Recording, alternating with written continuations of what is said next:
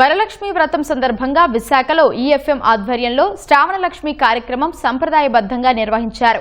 ఆసిల్మెట్టలోని Jose Alukkas షోరూంతో పాటు ఇసుక తోట ప్రాంతంలో నిర్వహించిన వేడుకల్లో మహిళలు ఉత్సాహంగా పాల్గొన్నారు.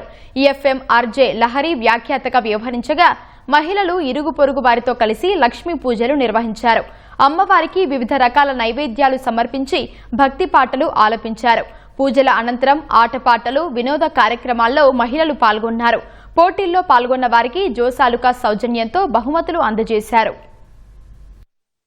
ఈనాడు ఈఎఫ్ఎం వాళ్ళు కండక్ట్ చేసిన ఈ ప్రోగ్రాం చాలా బాగా జరిగింది. జోస్ ఆలుకాస్ వాళ్ళు స్పాన్సర్ చేసిన కూపన్ కూడా తీసుకున్నాం. చాలా thank you and so much and we are happy. ఈరోజు వరలక్ష్మి వ్రతం ఈరోజు సందర్భంగా ఈనాడు ఈటీవీ ఎఫ్ఎం వాళ్ళు కండక్ట్ చేశారు. చాలా బాగా ప్రోగ్రామ్ కండక్ట్ చేశారు. Thank you sir.